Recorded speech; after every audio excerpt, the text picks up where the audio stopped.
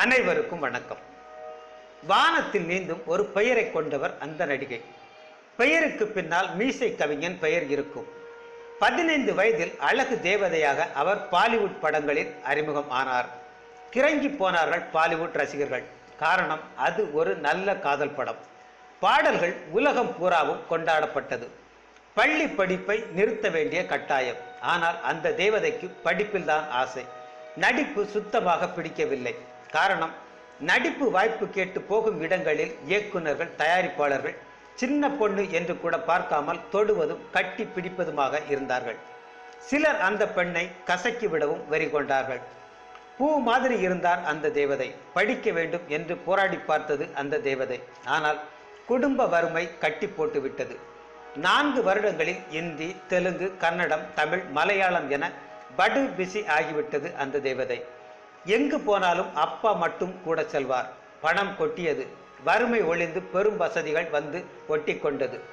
ஆனாலும் அந்த தேவதைக்கு பாலியல் தொல்லைகள் வந்தபடியே இருந்தது. சின்ன சின்ன செயல்களை அனுமதித்தாள் அந்த தேவதை. வேறு வழி இல்லை.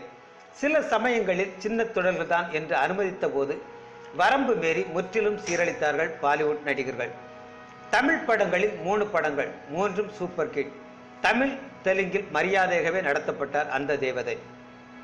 இந்தியில் அத்துமீறினார்கள். குடிக்க கற்றுக் கொடுத்தார்கள். ஏடா கூட விஷயங்கள் நடக்கும் அன்றெல்லாம் நிறைய குடித்துவிட்டு போதை தலைக்கேற அழுது புலம்புவார் அந்த தேவதை. ஒரு நாள் அந்த பெண் நல்ல போதையில் வீட்டில் படுத்திருக்க அப்பா கதவை தட்டினார். கூடவே அந்த பிரம்மாண்டமான இந்தி வில்லன் நடிகர் பெரும் தொகையோடு வந்தார். அந்த ஆசையோடு அப்பா மகளுக்கு தண்ணீர் தெளித்து எழுப்பினார். விஷயத்தை கூற நல்ல போதையிலும் திடுக்கிட்டு இழந்தாள் அந்த தேவதை. மகளிடம் விஷயத்தை கூறினார் அப்பா. அந்த வில்லனுக்கு நீ வேணும் என்றார். அப்பா, நீங்க கூடவா ஆள் பிடித்து வருகிறாய் என்று கதறி அழுதது அந்த தேவதை. அப்பா மிரட்ட ஆரம்பித்தார். வில்லன் நிலைமை கண்டு வெளியேறிவிட்டார். பக்கத்து பங்களாக்கள் விழித்து கொண்டன. பெரும் சண்டை. அப்பாவும் நன்றாக குடித்திருந்தார். இரவு 3 மணி வரை கடும் போராட்டம். நடிகை தள்ளாடியபடி மொட்டை மாடிக்கு ஓடினார். அப்பா போதையில் பெட்டில் கவிழ்ந்து விட்டார். மாடிக்கு ஓடிய நடிகை கொஞ்ச நேரம் அழுதார். பக்கத்து பிளாட்காரர்கள் பார்த்து கொண்டிருக்கும் போதே மாடியில் இருந்து குதித்தார் நடிகை. அதிர்ந்து போனார்கள் அக்கம் பக்கத்தினர்.